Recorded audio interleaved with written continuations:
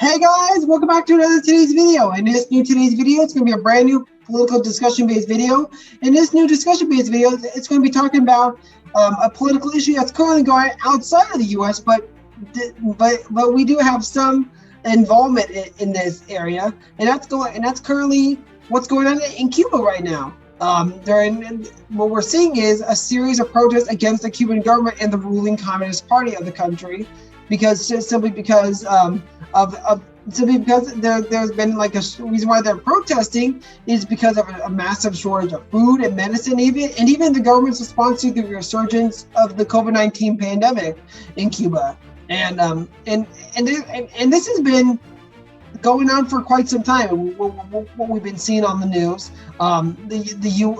Cuba is blaming the U.S. for their sanctions, for their embargo, why the protest is going on. They think it's the U.S. fault of why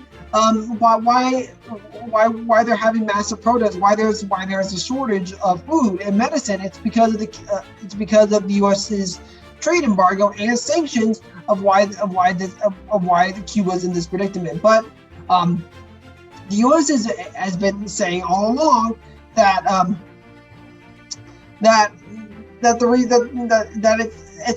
it's not the U.S.'s fault. It's entirely Cuba's fault why they're in this predicament.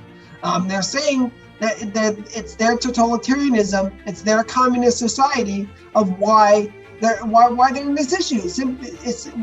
Simply because they argue that they're silencing people's freedom of speech. They're not letting the people peacefully protest. They're denying everyone's right to assembly and speaking out against the government.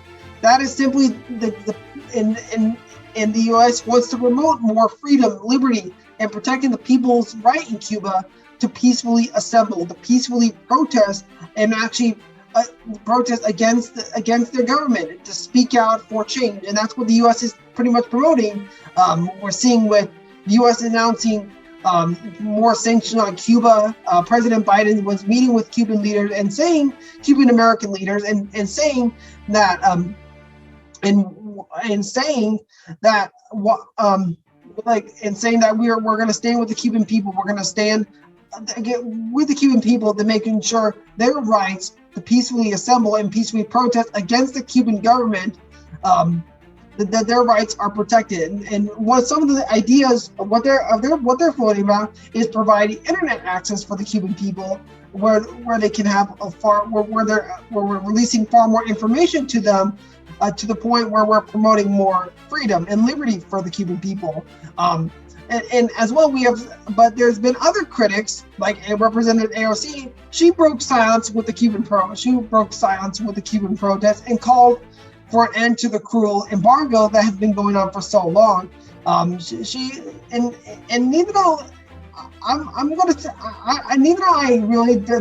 don't really agree with Representative Alexandria Ocasio-Cortez on so many things, because I do not agree with her a lot on her progressive policies like the Green New Deal, Medicare for all.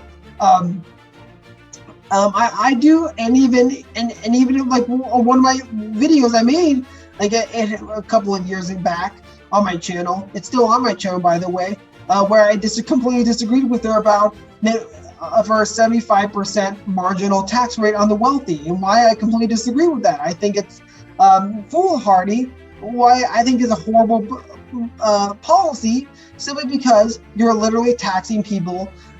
You're literally taxing the rich who work their butts off for all that money. They made it in life. They achieved their dreams, and that's why one of the reasons why I completely disagreed with her on the 75% marginal tax rate on the rich.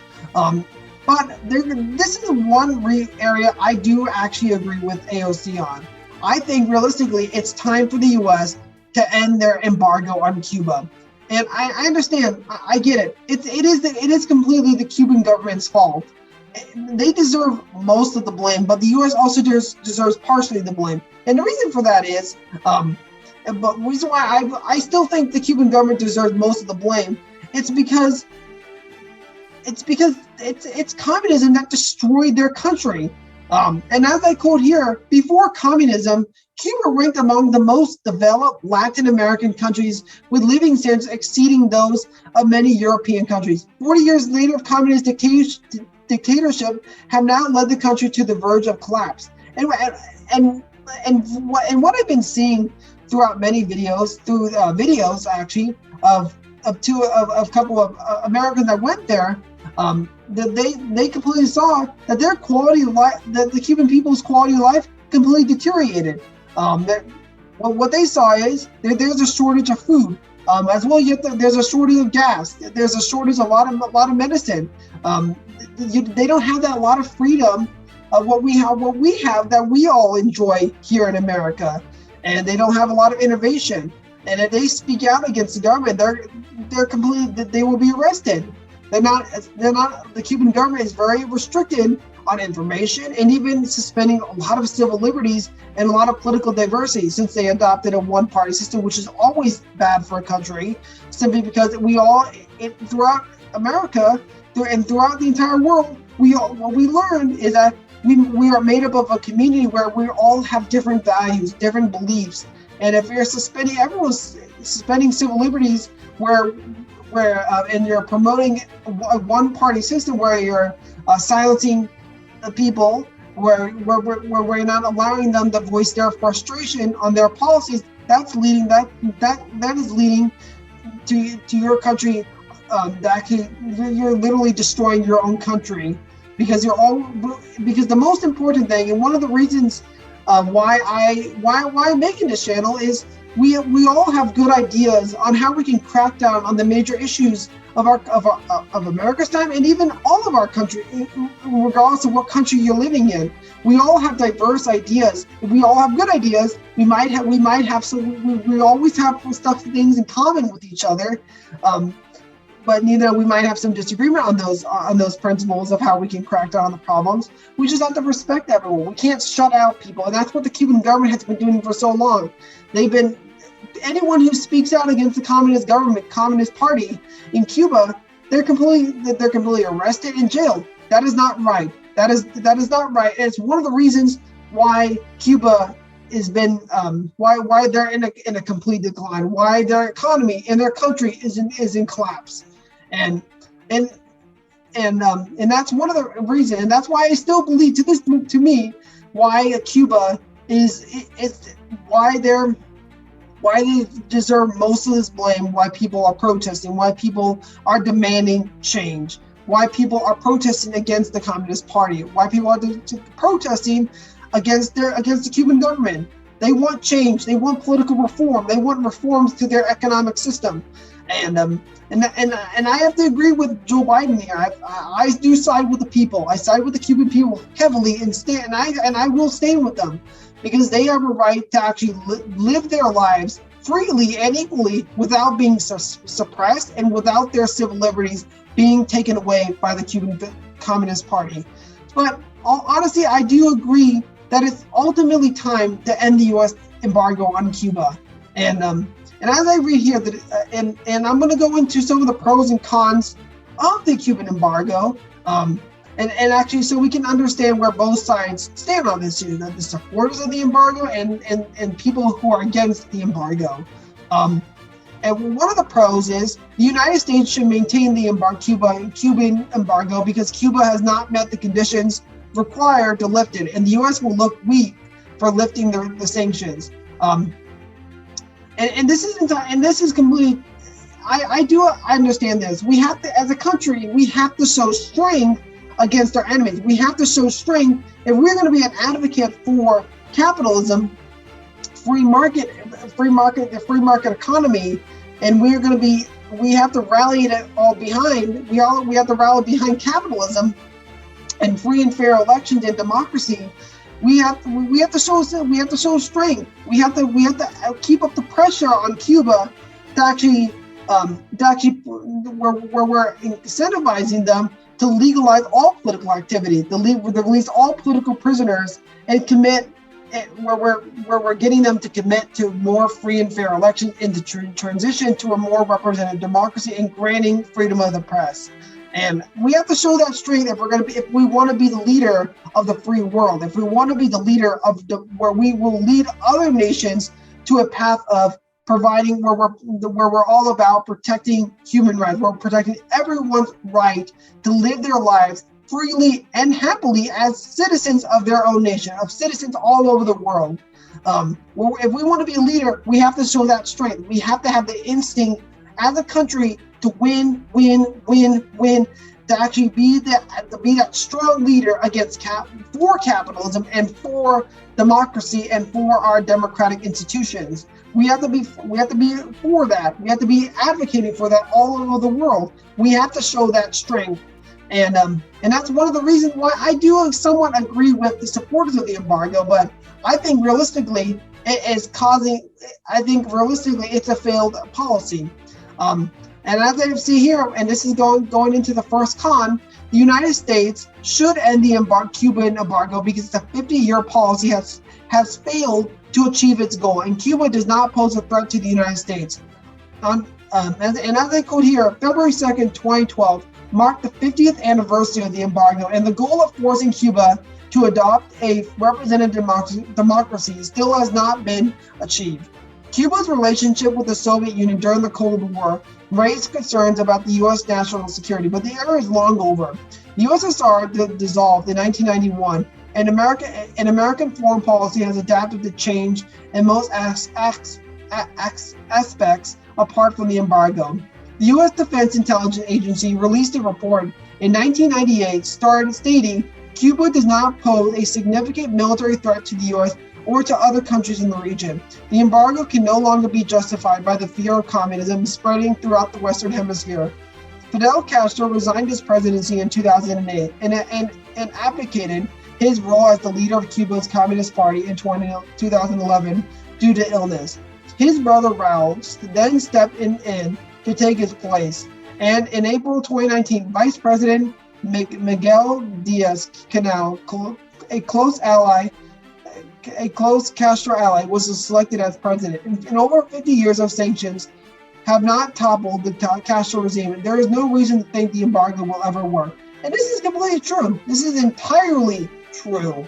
The embargo was meant to be, and why we even put up a blockade, it was meant to actually protect our national security, because during that time, during the Cold War era, when the Soviet Union was allying with Cuba, and the Cuban government was allowing the Soviet Union to actually send nuclear weapons to the country, and the U.S. and the reason why we put up these embargoes, to put up these blockades, it was to stop the spread of communism and to actually protect our own individual sovereign and to protect our national security. We did it through a foreign policy standpoint, but now the Soviet Union has collapsed. There's no more Soviet Union there. We pretty much stopped the spread of communism in our country. We stopped the spread of communism in our world. The Cold War is over, and I think realistically now, this era during the Cold War era, it's over. We need to end this policy. We need to end all of our sanctions on the Cuban government, because realistically, the Cuban government doesn't even stand a close threat, doesn't even stand a close chance to actually winning against us in a trade war. They can't stand against the economic power and the military power of the United States. We are the most powerful country in the world, and Cuba does not even pose a threat to us in the United States. Let's end the Cuban embargo. Let's end these sanctions and let the Cuban people decide for their own of what path they want to take for their country. If they want to adopt a representative democracy, if they want to adopt more free and fair elections, granting freedom of the press, and respecting internationally recognized as human rights, let's let the Cuban people make that decision for themselves. Let's not intervene in their country's affairs. For the longest time in our country's history, we intervened so many times in other countries' affairs, and we need to stop that. We need to stop intervening into other countries' affairs. Like in the Vietnam War, we should never been involved in the Vietnam War. That was not our fight to begin with. The same as these unnecessary wars in the Middle East. That was not our fight ever. Well, we should stop intervening in so many of these regime change wars. Stop intervening in the Middle East.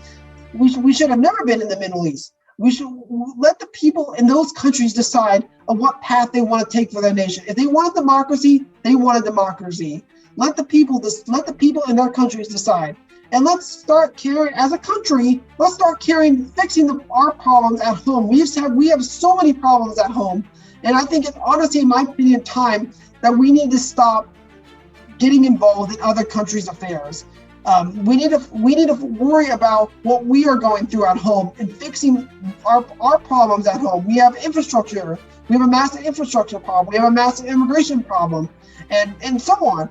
And things like that, we need to start caring of how we can make our citizens' lives better, of how we can make our quality of life better. And that's one of the reasons why I am for getting rid of the embargo on Cuba.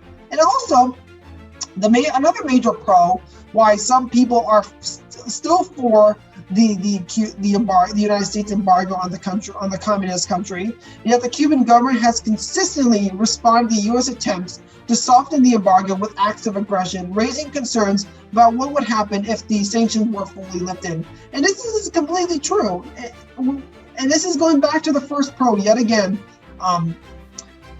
If we want to stand for democracy, if we want to stand for freedom of the press, and also protecting everyone's individual rights, where no government, no individual sovereign is taking away anyone's individual rights, we have to show strength to that. We have to show strength to human rights. We got to show strength to democracy, freedom of speech for all people, and we can't soften our stances on so many things that we value as a country. We have to show strength. We can't let a communist country, we can't let any other country bully us in a way to the point that their ideas, that their totalitarianism, that their communist way of thinking is better than capitalism. It's not. It's not. But realistically, in my opinion, Cuba does not pose a threat to us. This is going back to the first con yet again. Cuba does not pose a threat to us as a country whatsoever. They can't. First of all, if they can show acts of aggression to the U.S., they would have done it by now. But they can't. They can't even take care of their own people. They can't even improve upon the quality of life for the Cuban people. If they can't do that, if they can't take care of their own people, they can't take on the U.S. in trade. They cannot take on the U.S. militarily or economically. And honestly, one thing I've learned in life is that the small things matter. If you can't do the if you can't do the little things in life right, you'll never be able to do the big things right. And that, my friends, is what the Cuban government can't do. They can't do the little things. They can't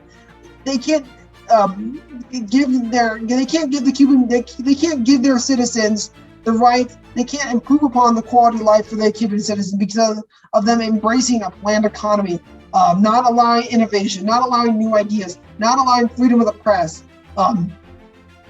and only allowing everyone to be on an equal playing field with others, just everyone being the same, everyone having the same amount of incomes. And that's why there's been a massive food shortage, why there's been a medicine shortage, that shortage led to the protests, and why your citizens they don't have enough food, they don't have they can't provide for their families. And if you can't do that, you can never you can't show any acts of aggression to the United States, because we are the most powerful. The U.S. is far more powerful than the Cuban government, and we always will be, simply because communism does not work in reality. It has a complete narrow view on society as well. The second con is why advocates like AOC thinks we need to end the embargo is that many people say that the embargo harms the United States economy. And as I quote here, the U.S. Chamber of Commerce opposes the embargo, saying that it costs the United States $1.2 billion annually in loss of sales of exports. A study by the Cuba Policy Foundation, a nonprofit founded by former U.S. diplomats, estimated that the annual cost to the U.S. economy could be as high as $4.84 billion in agricultural exports and related economic outputs. If the embargo were lifted, the average American farmer would feel a difference in his or her life within 2 or 3 years, the study's author said. AMAR 2010 studied by Texas and A&M University calculated that removing the restrictions on agricultural exports and travel to Cuba could create as many as 6,000 jobs in the U.S. And first of all, one thing I have to say is, we as a nation, we import more than we do our export, and that's not good. If we want to grow our economy, let's actually export things. Let's export things that can improve, that add so much value, where we can actually trade something very valuable to other countries that can grow our country's economy. We can grow our economy to the point where we're adding far more money, and we can use those policies to actually spur far more investments, far more entrepreneurship, where we're actually growing our economy. We're making us far more productive, and we're actually let's change this philosophy. Let's end the Cuban embargo. Let's end the embargo on Cuba, and let's actually export. It will benefit. Let's push for more exports throughout our economy. Let's export so many goods that can actually benefit our economy, that can grow our economy, that can add far more jobs for all Americans, and create new opportunities for the U.S. agriculture. We can create new incentives with this. If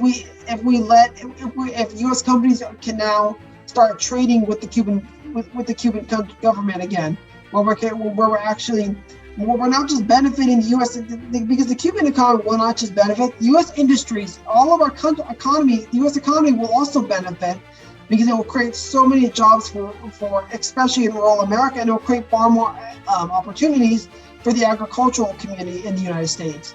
And that's another reason why I support getting rid of the embargo. Let's go into a couple more pros and cons and move on to the next segment. The third pro as to why the embargo enables the United States to apply pressure on the Cuban government is to improve human rights. And this is completely true. What we're seeing in Cuba in a lot of these protests, the Cuban government is not allowing the people to actually protest. They're denying their right to assembly. And as well, in one video I saw, the quality of life for the Cuban people is really bad. The quality of life is not really good in the country. The homes are pretty much all rusted down. They're not modernized, and that's not good. The infrastructure is not all modernized, and people are living and the quality of life in Cuba is not really good. There's a massive shortage of food, medicine, and so on. That and even the Cuban children, and even the children there, they don't have nice parks. They don't have a nice area where they can actually play and actually interact with one another. And it's all the main reason, and one of the reasons why the United States is applying more pressure on the Cuban government to actually improve human rights, to improve upon the quality of life in their country, and to push for freedom of speech, to push for more capitalism and free market ideals to actually grow the Cuban economy, that can grow the Cuban government, where we're incentivizing more freedom of speech and the right to assembly, and protecting everyone's individual rights to make their society, to make their communities, to make their country better for all Cubans. And that's what the United States is wanting. They want to improve human rights in all countries, human rights in all countries. And that's one of the reasons why the U.S. is announcing new sanctions on Cuba, on the Cuban government, to protect the Cuban people's individual rights, to protest, and to apply pressure to the Communist Party of Cuba to start thinking about economic reform, to start thinking about political reform, and to pushing for more for democracy, pushing more for free and fair elections. But another major con that some advocates that especially AOC that I just talked about, that the embargo harms the people of Cuba, not the government as intended. Cubans are denied access to technology, medicine, affordable food, and other goods that could be available to them if the United States lifted the embargo. A report by the American Association for World Health found that the doctors in Cuba have access to less than 50% of the drugs on the world market, and the food shortages led to a 33% drop in caloric intake between 1989 and 1993. The report stated, "It is our expert medical opinion that the U.S. embargo has caused a significant rise in suffering and even deaths in Cuba." Amnesty International reported in 2011 that treatments for children and young people with bone cancer and antiretroviral drugs, I could be pronouncing it wrong, used to treat children with HIV/AIDS were not readily available with the embargo in place because they were commercialized under U.S. patents. And this is entirely true. It's not just solely why there's a shortage on food, why there's a shortage on medicine, affordable food for the Cuban people.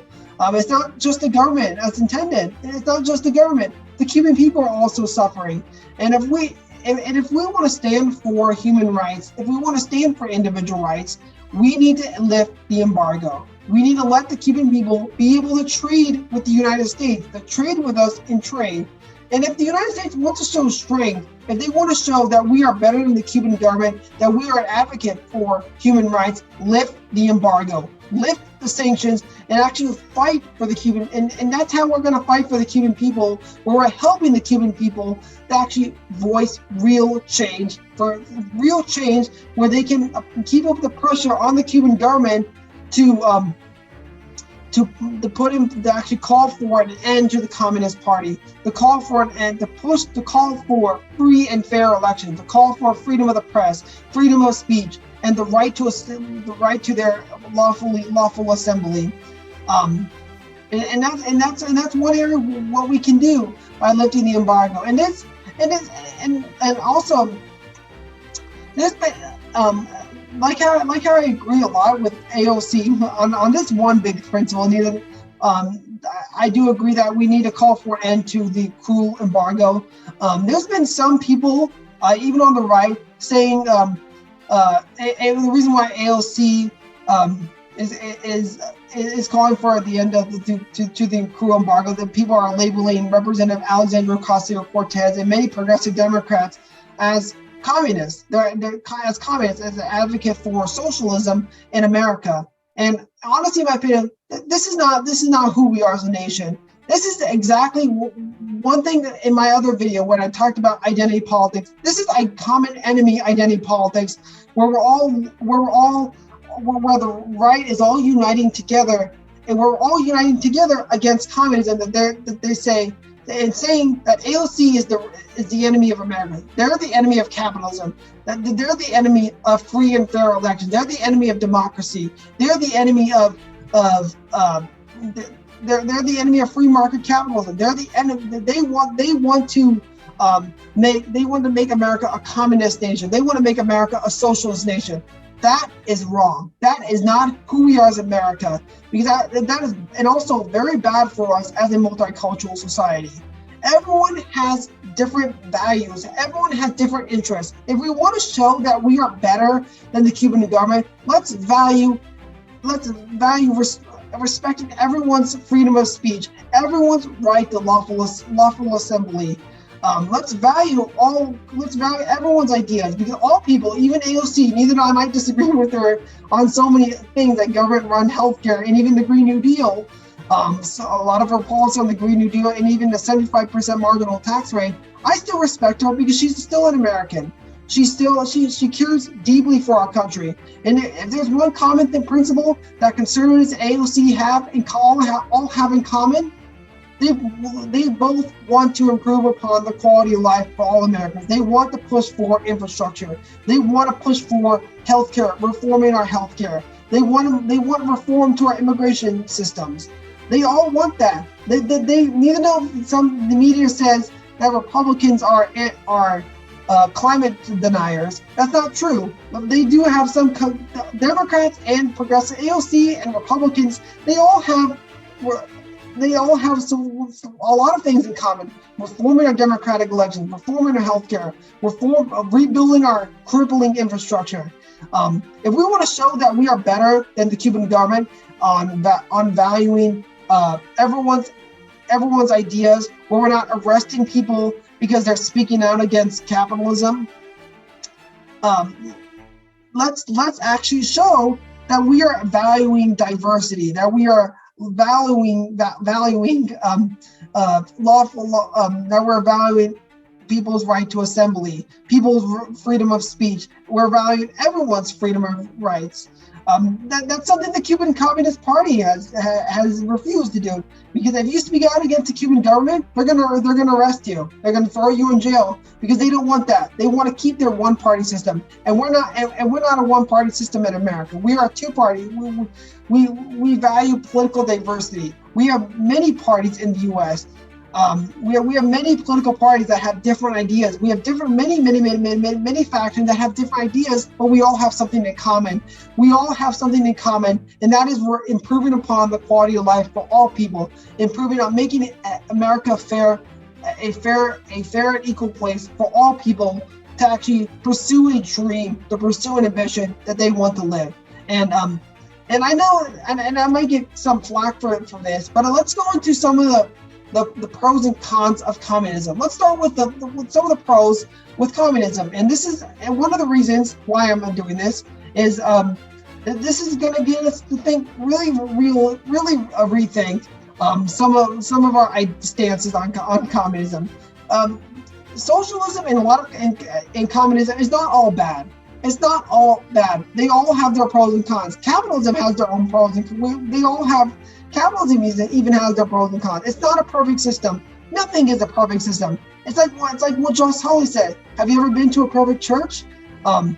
Nothing's perfect in our world. Our elections are not perfect. No one is perfect. But we're always striving to be more perfect people. We're always striving to be more perfect, to be a more perfect union, as our framers established for us as a country.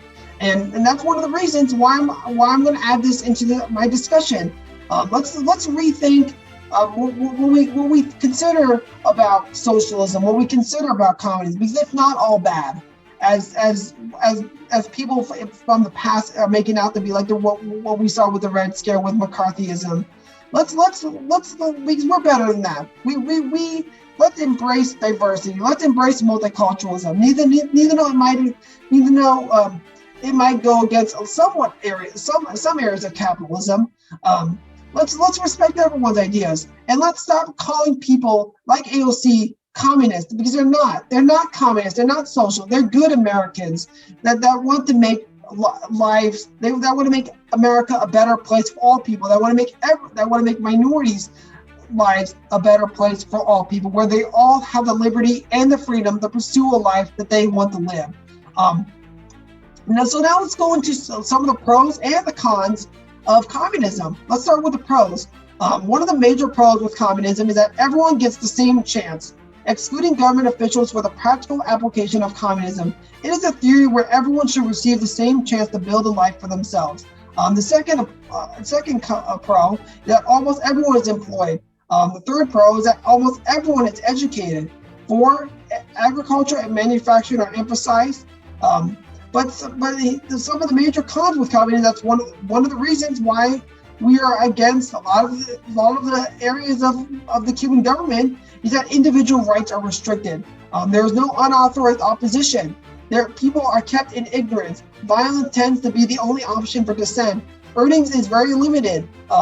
It often results in poverty. No savings are allowed. Employments may go up, but meaningful employment goes down. And just like that, we all have pros and cons of a lot of our things. We may be good at some things, but sometimes we're bad at others. And we have to keep working on that, to always strive to be more perfect people, to always strive to be more perfect as a nation, to create a far more perfect union as our founding fathers envisioned it. And we need to stop labeling AOC as traitors of America, because they're not traitors, they're Americans, for crying out loud. She's a representative of the United States House of Representatives. We all have good ideas, regardless if we're conservative, centrist, liberal, progressive, radical, and reactionary. We all have great ideas. AOC, Ted Cruz, and so many people, they all have good ideas on how we can make our country a better place for all people, where we're always striving to achieve our dreams, where we can always, at some point in our future, we achieved our dreams, where we all are living happily and freely as proud Americans. And we need to stop this. And now that's one thing I wanted to add to this discussion. And it's reflecting a lot with the Cuban crisis, is that people are saying that what the conservatives are saying. I used to be a very, very conservative person during my senior year of high school, simply because I was a massive Trump supporter at that time.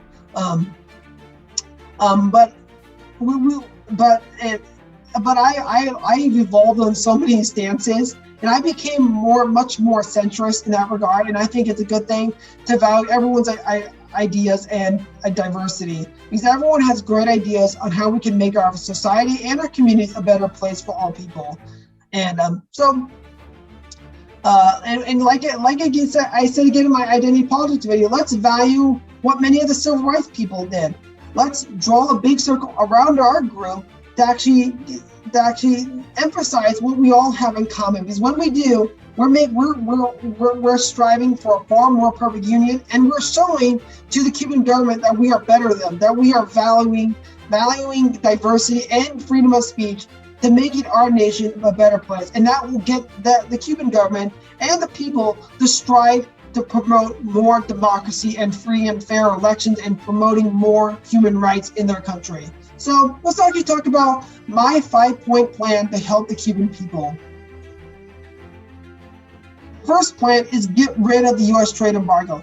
This means U.S. companies can trade their goods and services with the Cuban government and its people. And like I said in my video, it's long past time for our country to end an inhumane trade embargo and show that we are better than the communist ruling party of Cuba. The Cuban government, they can't do anything to us as a country. They can't bully us. They can't show any acts of aggression, because they can't even take care of their own people right now. Let's end the embargo. Let's show that we are better than them. Let's show to Cuba and to the Communist Party that we are better than them, that we are valuing individual rights, that we are protecting everyone's rights, that we're all about improving upon the human rights of all citizens, where everyone has the liberty and the freedom to pursue a life that they want to live. And honestly, like I said again throughout this entire video, let the Cuban people decide their country's fate, and let them rise up and demand real change in the country. Let's stay out of their affairs and let the people decide Cuba's fate. And 2, for internet access. Provide the Cuban people with internet access to needed information and knowledge to make Cuba a free country, where their citizens can democratically elect their leaders and have the freedom to pursue a life that they want to live. And also, no more sanctions on Cuba. If we're confident that communism doesn't work in the country, let's just remove all sanctions on the country and let their economy collapse. That will get them to think, maybe we need some reform to our political system. Maybe we need some reform to our economic system, and it's time to change our nation to adopt more of a capitalistic, free market style economy. Let's push for more democracy, free and fair elections. If we end our sanctions and the embargo, that will get the Cuban people and their government to act and say, maybe we need political reform. Maybe we need reforming our we need economic reform. And also humanitarian aid. Let's show to everyone that the U.S. is a leader in human rights. We are a leader in protecting everyone's right to live their lives freely and equally as citizens. And to feed them and provide aid that people of Cuba need to feed their families, and give them the resources and the money and the food to provide for their family, to help them rebuild their nation. And also, let's start a new relationship with the Cuban government and its people talking with the Communist Party and persuading them to adopt a capitalist-style economy and working with them to push for reforms to their government, economy, and country as a whole, to push for freedom of speech and even free and fair elections for the people of Cuba. Now, honestly, in my opinion, that's my entire 5-point plan of how we can make the people of Cuba's lives better, and to show to the rest of the world that the United States is an advocate and a leader to human rights, and that we are an advocate to democracy and free and fair elections. So, let me in the comment section below, what do you guys think about my 5-point plan? What do you think about my overall opinion of what is going on in Cuba? Do you guys completely agree or disagree with me? Share your ideas, share your solutions, share where you stand on this crisis and how we as a country should address this issue of what is going on in Cuba, to actually stand with the people of Cuba and to improve upon their rights as citizens in their country. So don't forget to like and subscribe, and also suggest other new videos that you guys want me to promote on this channel. Don't forget to like and subscribe. And until next time, guys, this is Young Centrist, and I am out.